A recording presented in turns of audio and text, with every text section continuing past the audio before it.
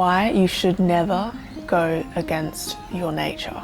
Welcome back to the Conscious Corner. I am very grateful to be surrounded by this lush greenery that's currently behind me, as I had to drive an hour out of Sydney to be here, to be surrounded by so much tranquility and calm. And it has reminded me the urgency of this message.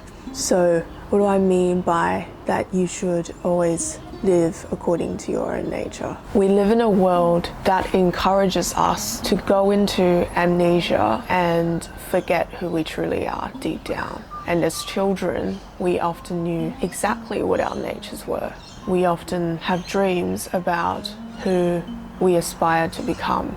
I have been reflecting on this myself for the past couple of months, going through a major awakening in my own life, finally coming from darkness into light, and finally realizing that I have almost had a lobotomy in the past 2 years. And I'm using the word lobotomy because when I think about it, an image comes to mind, and it's an image of this head that's been opened up, like this big eggshell that's been opened up, and inside of this big shell that is the skull, there's all these tiny little figures coming in, and they're gradually taking bits and pieces of what's inside of my skull and replacing it with what they want me to believe in.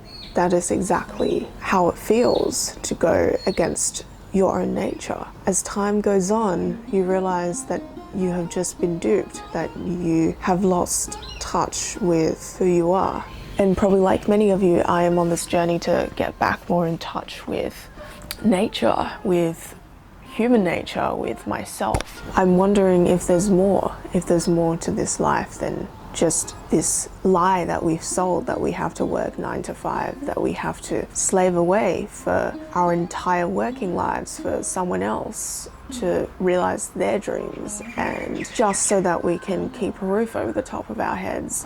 What I realized was there's always another way. There's always a plan B. There's always an option B if you are willing to give up the ego that you have, which is preventing you from making those decisions that ultimately will be suitable for you, that ultimately matches your nature as a person. So as I reflected, I remember this one instance in my childhood when I was about 10 or 11 years old. I remember this old man in our neighborhood. He was a friend of my father's, and it was sunset. I was sitting out on the balcony with him, and he asked me this very profound question for an 11-year-old, and he said, "So what do you think is the definition of happiness?" And I looked at him and I looked out into the sunset and I said, "I don't know, I guess for me, happiness is sitting here watching the sunset, watching time goes by." And that moment, I think, truly encapsulated to me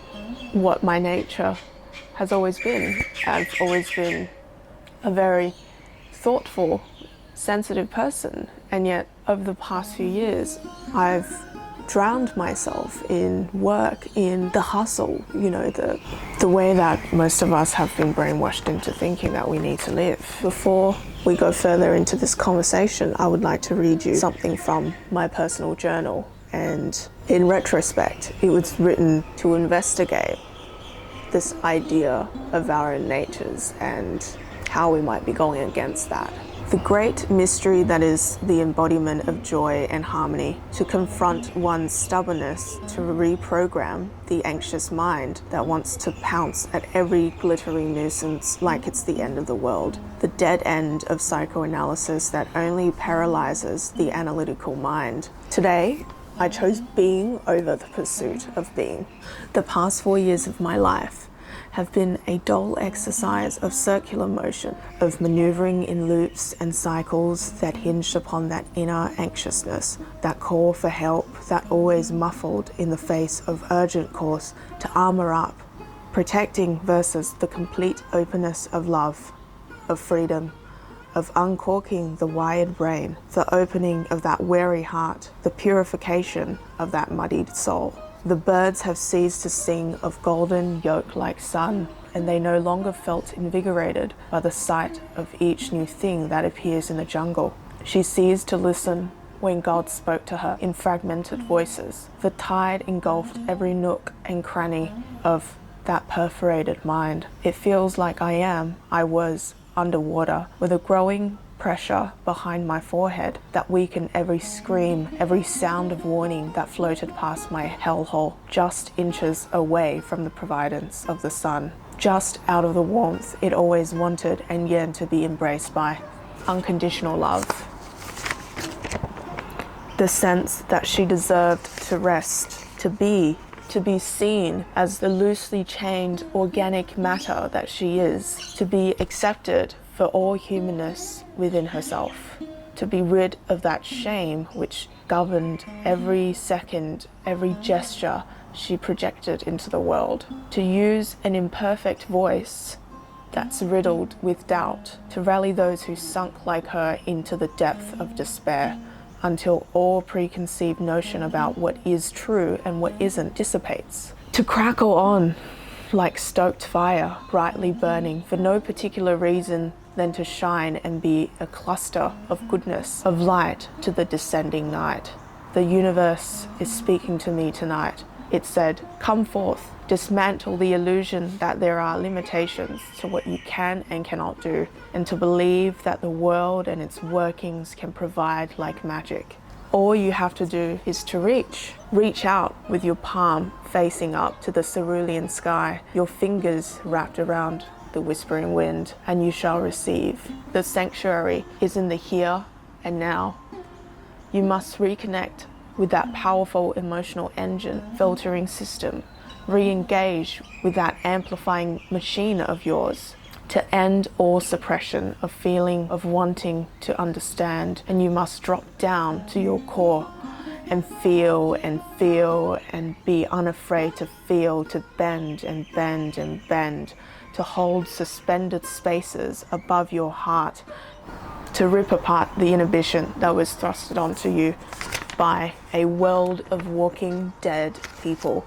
Get in there with your fingertips, bursting, exhilarated bursting, of feeling, making myself feel something.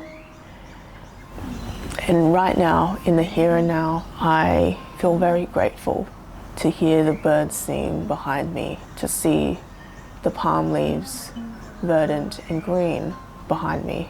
And I felt called to reconnect with you all on this channel who chose to click on this video. And I just want to say, please remember who you are. Please remember your own nature. Whether that means admitting to yourself that you are a sensitive person, wearing a mask your whole life to please others, to pretend that you are okay with the pressure of the modern world in which we live in and are all suffering from.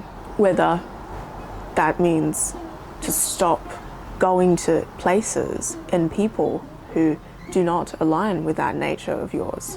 Whether that means finally having the courage to cut cords with situations and people whose presence might be jeopardizing you from living out your true nature.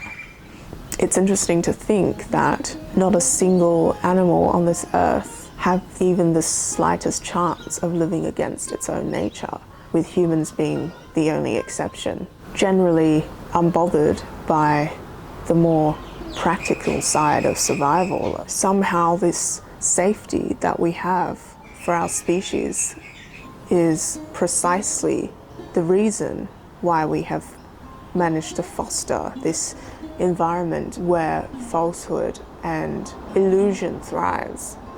A horse will never go against its own nature. It will never go against its own best interest. It will never stop eating just because it wants to, just because there's a reason to. Look at how green this place is. You see, that horse is a prime example of a creature that is 100% living according to its own nature.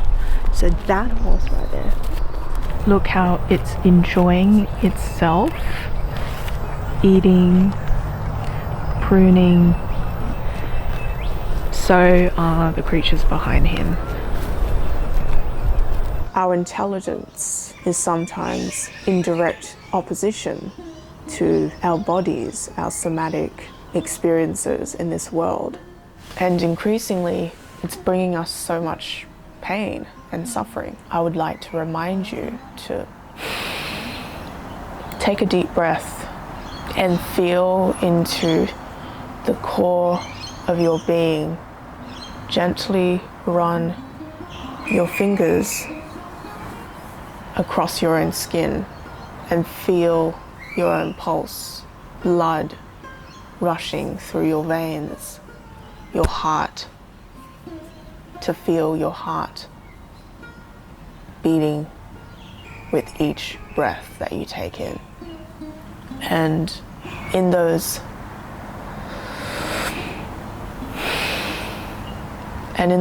suspended moments, try to recall your own nature, who you thought you were as children, as a child. As children, we all knew who we were. It was only after the first rejection that we begin to develop this self-hatred, this self-loathing of thinking that there is something wrong with us, thinking that we must be something else in order to succeed in polite society. But now you have to do the opposite.